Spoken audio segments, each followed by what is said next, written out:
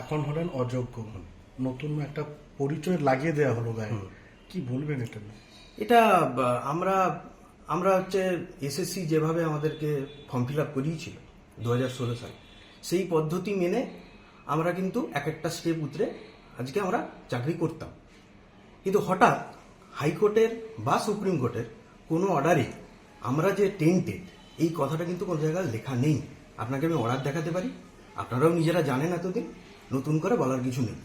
তো হঠাৎ করে দেখলাম এসএসসির ওয়েবসাইটে আমাদের নাম। এবার কালকে আমরা সোমবার হাইকোর্টে যাচ্ছি, পরবর্তীকালে এটা নিয়ে সুপ্রিম কোর্টেও আমরা যাব। আমরা আমাদের মতো করে আইনত ব্যবস্থা করব।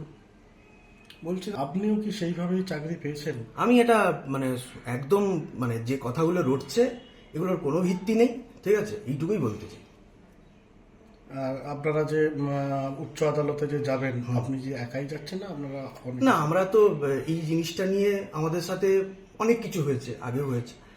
এটা নিয়ে আমরা সর্বতভাবে চেষ্টা করব। আইনত নিশ্চয়ই ভারতের আইন ব্যবস্থা আমাদেরকে কোনো না কোনো দিন সঠিক পথ দেখাবে, এটুকুই। আপনার নাম? আমার নাম শুভদীপ ত্রিপাঠী। একটা কথা বলতে আমি একটা কথাই বলতে চাই যে একটা আন্ডার ট্রায়াল অবস্থায় একটা ডিভাইস, একটা ইলেকট্রনিক ডিভাইস, সেটা এখনো লোয়ার কোর্টে আন্ডার ট্রায়াল অবস্থায় আছে। লোয়ার কোর্টে আপনারা জানেন যে অনেকে জেলে আছে, অনেকে জামিন পেয়েছে। সেই ডিভাইসটা কিন্তু এখনো আন্ডার ট্রায়াল, তার এখনো সত্যতা মিথ্যতা কোনো আসেনি কিছু।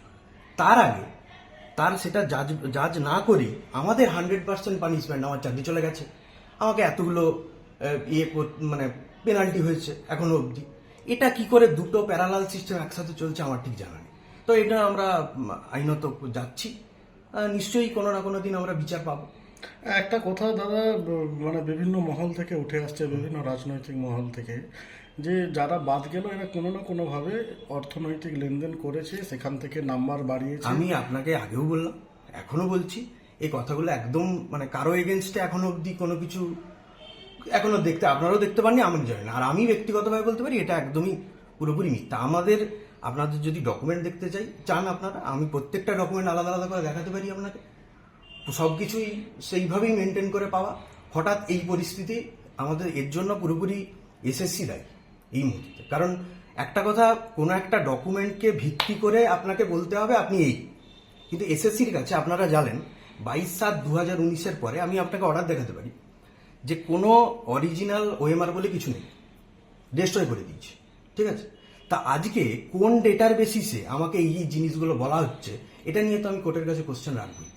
আর আপনারা কোর্টের যে 3 তারিখের ফাইনাল অর্ডার, পরে রিভিউর যে অর্ডার, ওখানে আপনারা পরিষ্কার দেখবেন যে কোনো জায়গায় আমরা যে টেন্টেড এই কথাটা কোনো জায়গায় লেখা নেই। তাহলে এসএসসি যে 1806 জনের যে নাম, হ্যাঁ, এইটাই আমরা কোর্টে যাচ্ছি, যে ওনাদেরকে তো জবাব দিতে হবে যে কোন তথ্যের উপর ভিত্তি করে আপনারা এই জিনিসটা আমাকে দিলেন বা আমাদেরকে বললেন।